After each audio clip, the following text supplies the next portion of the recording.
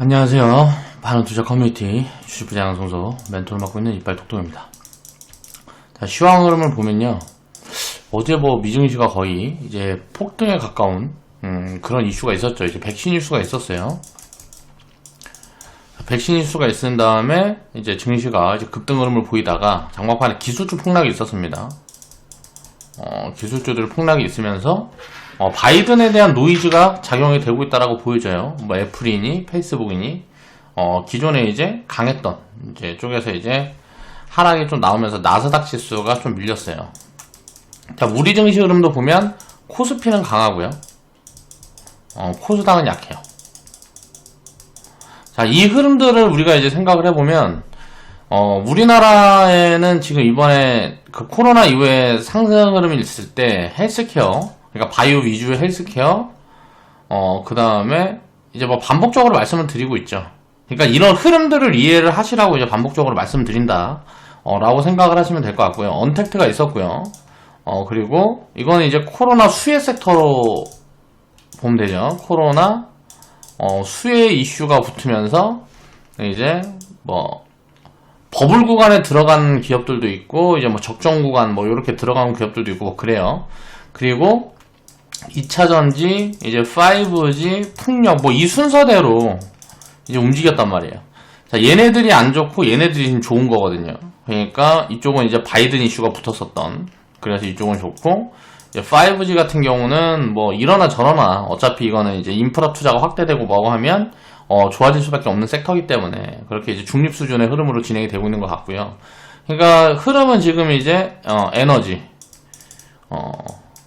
에너지 정책 부분에서 반영을 하고 있는 것 같아요. 지금 이제 흐름은 반영을 하고 있는 것 같고, 그래서 주도 섹터가 꺼지게 되면 다 같이 꺼지는 흐름들이 나오는 게 아니고 요쪽에서만 안 좋고 요쪽에서는 좋은 흐름들이 나오고 하다 보니까 이제 지수 방어가 되는 거라고 생각을 하시면 돼요. 그래서 어제 제가 폭락이 진행될 가능성들이 굉장히 낮아졌다. 그리고 이제 저번 주에 제가 하락에 대한 코멘트들을 드렸죠. 근데 이 하락이 진행이 될 시장이 조정을 받을 가능성들이 높아졌다. 하락이나 이제 기간 조정이나. 근데 이제 기간 조정의 확률이 조금 더 높아지고 하락 조정의 확률이 조금 낮아졌다라고 보면 될 것 같아요.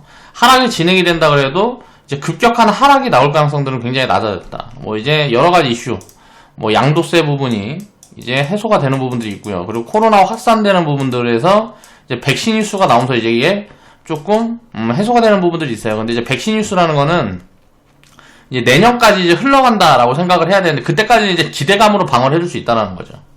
실질적으로 경제에 미치는 이제 실적이라든가 이런 부분들은 체크를 해봐야 되겠지만, 그래서 경기 민감주들 중에서 이제 제조 쪽은 들었다 눌렀다 하면서 이제 박스권에서 좀 상단으로 잡히는 요런 식의 흐름으로 진행이 될 가능성들이 높아 보이고요. 이건 이제 가치주 섹터는 이제 그래서 장기적인 관점으로 봐야 될 것 같고, 주도 섹터는 이제 수급 쏠림들이 만들 수 있을 것 같아요. 여기에 이제 대표적인 게 2차전지하고 지금 이거는 이제 추세 흐름들이 보여집니다. 2차전지 같은 경우는. 그리고 풍력 같은 경우는 아직 안 보여지는데, 이게 풍력이라든가 수소 쪽은 나올 수 있어요. 그럼 우리가 수소 쪽을 봤을 때 2017년도에 제가 5G 노래 부를 때 그런 포지션이 지금 수소 포지션이에요. 근데 그때랑은 조금 다른 부분들이 있는데, 5G 같은 경우는 전 세계적으로 이제 다 믿는 정책적이었고, 수소 같은 경우는 그동안은 그렇게 큰 모멘텀이라고 보기 어려운 부분들이 많았는데, 여기에도 좀 이제 확률이 굉장히 높은 모멘텀들이 붙고 있습니다. 그래서 이쪽 산업이 거의 담보된 성장이 굉장히 커질 수 있는 그런 가능성들이 지금 생기고 있어요. 풍력 쪽도 마찬가지고요. 자, 수소 풍력 쪽에서는 이제 이런저런 스탠스들이 있겠지만, 그러니까 결국은 단기 주도 섹터는 단기 주도 섹터, 이제 한 3개월에서 6개월 는 일단 2차전지하고 이제 풍력, 그리고 수소 쪽이 탑픽이라고 보고 있습니다. 그 다음에 이제 장기 주도 섹터는 저는 이제 건설, 철강, 이제 금융, 이쪽이 탑픽이라고 보고 있어요. 이쪽은 자, 매직 관점으로 한 3년 이상 이렇게 보는 거고요. 이제 단기 주도 섹터 같은 경우는 여기에서 이제 비중을 늘렸다 줄였다 하면서 장단기 포지션을 좀 섞어가는 그런 포인트로 우리는 이제 리밸런스 포지션을 보고 있어요. 자, 그래서 오늘 해볼 이야기는, 자, 바이든이 당선이 되면서 친환경 테마들이 붙고 있는데, 요쪽을 이제 어떻게 보고 어떻게 이제 접근을 하는 게 합리적일까? 라는 부분들에 대해 생각을 좀 해볼까 합니다. 2020년 11월 10일 이제 화요일날 제작을 한 영상이고요. KC 코트렐 이제 104% 수익 인증해주신 회원분이 계셔서 이 부분에 대한 이야기들을 해볼게요. 자, 장기적인 관점에서의 고민을 해보자. 태평생도님 이제 항상 이렇게 수익 인증 해주셔서 감사드립니다. 축하드리고요. 자, 보면 KC 코트렐 104% 인증해주셨고 11월 9일 이제 어저께 이제 매도 포지션을 보신 것 같아요. 절반 매도 후 나머지 보유합니다. 수익 감사합니다. 라고 코멘트를 달아주셨어요. 자, 급성장 기업들을 이제 우리가 체크를 해나갈 때 어떻게 해나가는 게 좋을까라는 부분들을 이제 생각을 해볼게요. 이제 보면 KC 코트렐 같은 경우는 제가 이제 요 정도 구간에서 이제 코멘트를 몇 번 드렸습니다. 몇 번 드렸는데 이제 성장이 급하게 진행이 되는 부분들이 있기 때문에 이런 기업은 이제 사두면 나중에 수익을 줄 가능성이 굉장히 높다. 그 코멘트를 보고 이제 편입을 해두신 것 같고요. 이제 공식 추천이 안 나갔던 이유는 그때 뭐 섹터 비중이 좀 애매했다라든가 아니면 이제 뭐 주식 비중을 늘려가기가 좀 포지션 대응이 뭐 그런 부분들 때문이었다라고 생각을 해보시면 될 것 같고요. 이제 바이든 친환경 테마에 대한 뭐 요 이슈가 붙어갖고 최근에 이제 급등 흐름이 진행이 되고 있고요. 지금 시총을 보면 1,500억 수준이라서 아직도 밸류 부담이 있는 구간은 아니에요. 제가 생각했을 때는 요 기업은 이제 지금 주가가 이제 11,800원 정도인데 한 2만원, 3만원 정도가 들어서면 여기서부터는 이제 조금 밸류 부담이 있는 구간이라고 보면 될 것 같고요. 현재가가 이제 11,800원에 이제 1,500억이니까 2만원에서 한 25,000원까지는 적정 수준까지 좀 봐줘도 되는 그런 포인트가 있지 않나라고 보여지고요. KC 코트렐이라는 기업을 보면 이제 뭐 4,000원 밑에서 이때가 2018년도 10월 달에 바닥을 잡았죠. 10월, 11월에 바닥을 잡은 10월 달에 바닥을 잡았죠. 미중 무역 분쟁 뭐 그런 이슈로 바닥을 잡고 단기적으로 한 300%가 튀었어요. 한 200% 정도가 튀었네요. 200% 정도 튄 흐름을 보면 자, 2015년, 16년, 17년, 18년 동안 보면 어때요? 자, 1600억에서 1800억 매출이 요 선에서 갇혀서 왔다 갔다 하죠. 그럼 이제 투자가 들어가다가 자, 부채는 이제 계속 늘어나는 흐름들이 보여지는데 이 부채가 투자라는 거를 알 수 있는 부분들은 뭐냐면 매출이 확장이 되는 부분들을 봐야 되는 거예요. 그래서 이제 매출이 1600억에서 1800억에서 놀다가 4,000억까지 확장이 되면서 무언가 뭘 했다라는 거죠, 기업이. 투자를 해서 매출 규모를 키웠거나 어떤 인수합병을 했거나 그런 부분들을 이제 체크를 해보면 됩니다. 투자를 할 때는.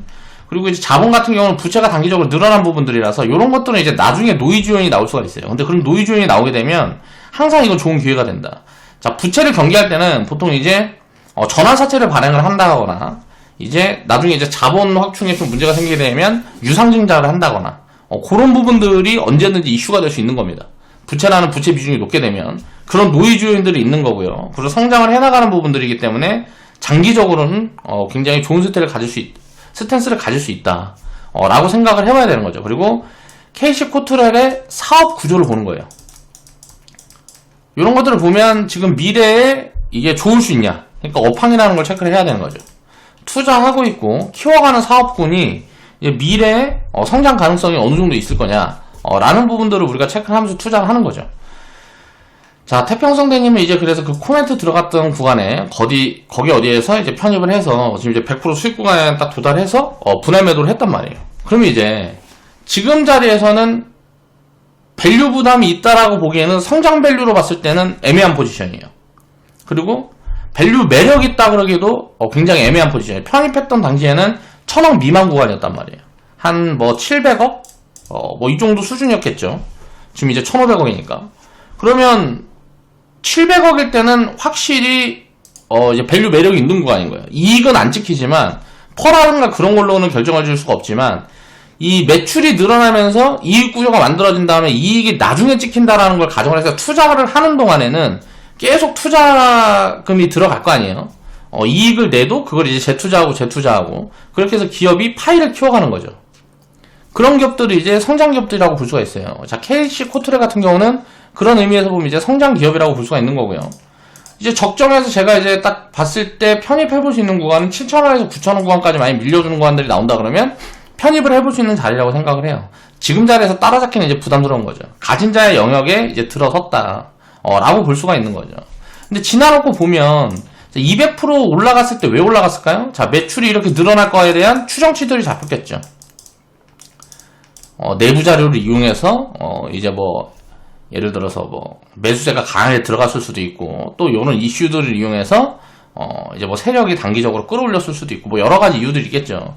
그리고 나서 뭐 이제 2019년도에는 뭐 일본 수출 규제, 자, 코로나가 또 이제 있으면서 또 좋은 매수 포지션을 줬단 말이에요. 그러니까 이런 기업들은 지켜보고 있다가 어떤 노이즈 요인이 나오면 담으면 되는 거예요. 그러니까 유상증자라든가 무슨 뭐 투자 계획을 발표를 하면서 유증이라든가 전환사채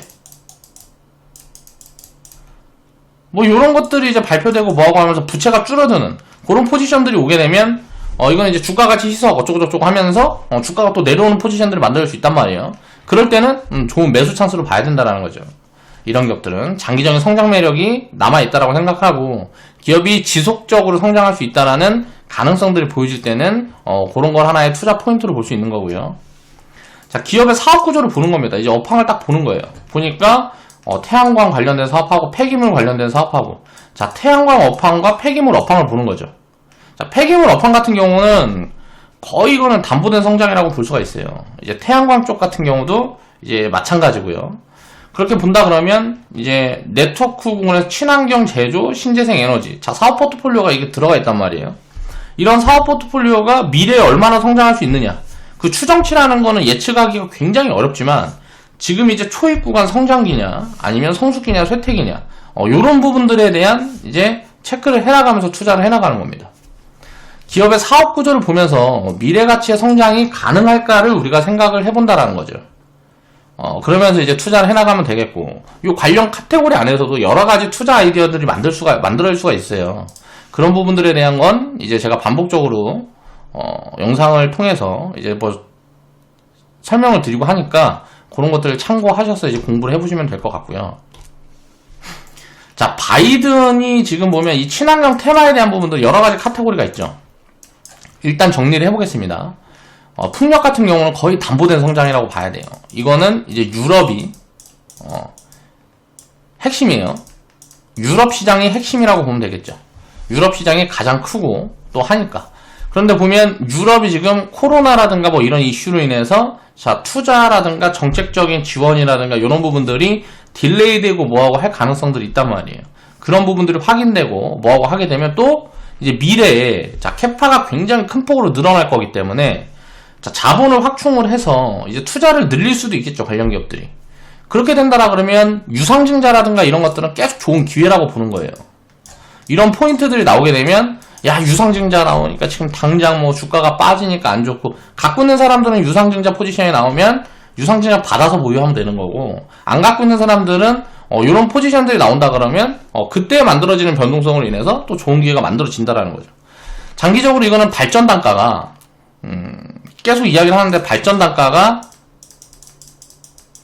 지금 원자력보다 낮다. 그러면 이제 이거는 거의 확실시 된다 성장이.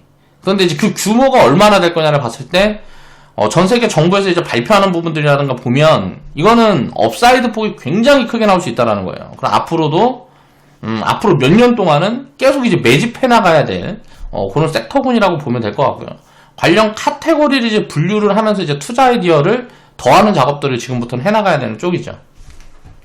태양광 같은 경우는 제가 생각했을 때는 이제 미국하고 유럽이라고 보고 있어요. 이거는 이제 건설 기업들이나 반도체 기업들도 굉장히 좋을 수가 있어요. 그런 카테고리를 분류를 해놓고 이거는 아직 발전 단가가 기존 이제 석탄 에너지보다 지금 효율이 좋은 구간까지는 아직 들어서지 못했어요. 그러니까 풍력보다는 자, 속도 측면에서 좀 늦는 거죠. 그런데 이제 여기에 관련된 이제 소재 기업이라든가 무슨 뭐 장비 기업들 같은 경우에는 굉장히 상승을 많이 해나 있는 구간이에요. 그래서 그런 부분들은 이제 밸류 부담이 생기는 구간이다, 지금은. 그렇게 보는 게 맞을 것 같고, 풍력 같은 경우는 주가는 많이 올라왔지만, 지금 적정 구간에 있는, 기업들하고 살짝 저평가 구간하고, 또, 뭐 굉장히 재무 구조가 안 좋은 기업들도 있어요. 그런 이제 분류를 슬슬 해나가야 될 포인트예요, 풍력 쪽은.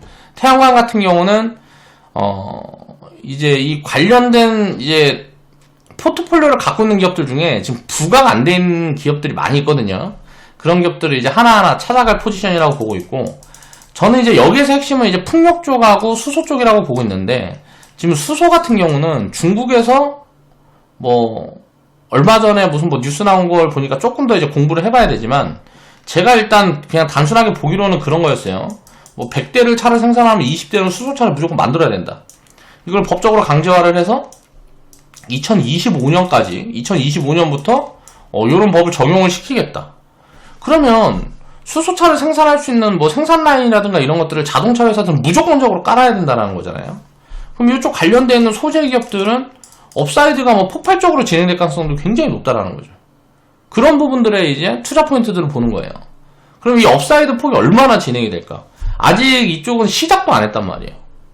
그러면 이거는 이제 이 산업이 시작이 되게 되면 그 업사이드 폭은 KMW가 처음에 이제 업사이드가 잡혔을 때 막 10배, 20배씩 업사이드 폭이 잡혔던 것처럼 그런 포텐이 터질 수가 있다는 거죠.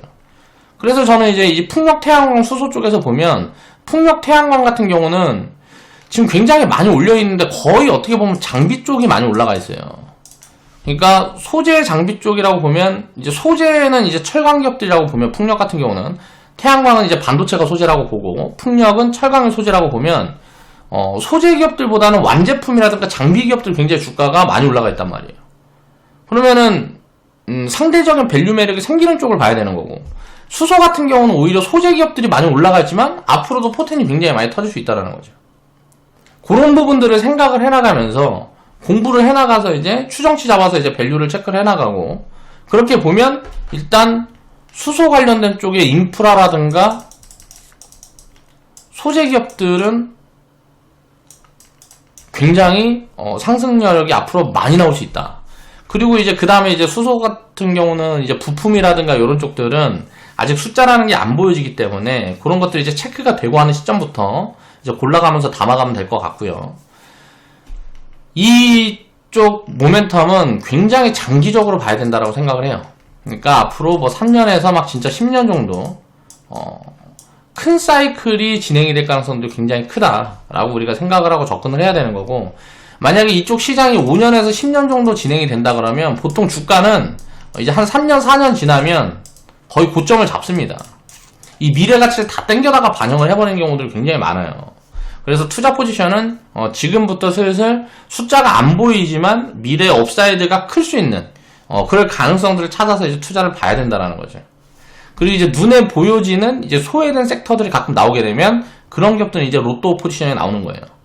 그런 기업들을 이제 찾아가려는 노력을 하다 보면 내가 이제 투자를 해나가면서 내 포트폴리오에 이제 섞어나가다 보면 굉장히 계좌 리턴이 크게 나오는 포지션들이 이쪽으로 만들어질 수 있다라고 생각을 하고, 바이든이 지금 정책 발표를 1월 20일인가 이게 뭐 예정이 되어 있는 부분들이 있을 거예요. 그럼 이 이전에 한번 이제 강한 파동이 진행이 됐다가 이 근처 가면 이제 한번 조정 포지션들이 또 올 수가 있거든요.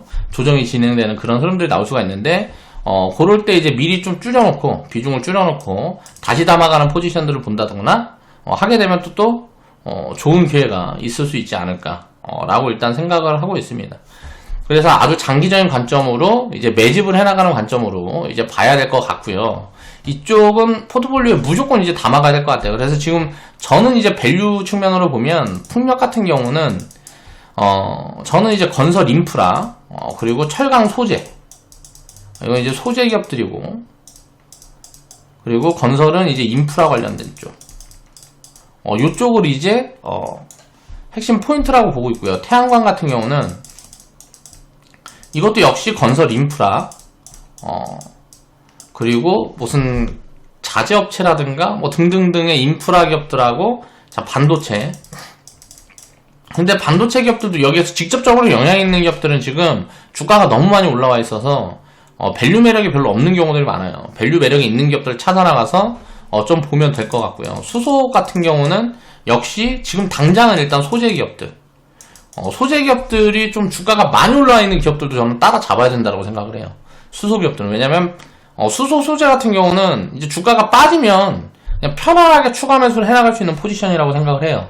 주가가 뭐 30%가 빠지든 50%가 빠지든 미래 성장성을 보고 편안하게 추가 매수를 할 수 있는 포지션이 수소 쪽이지 않나라고 보고 있습니다. 그래서 당장 가장 밸류 매력이 있는 쪽은 건설, 철강, 그리고 반도체, 수소 쪽이라고 보고 있어요.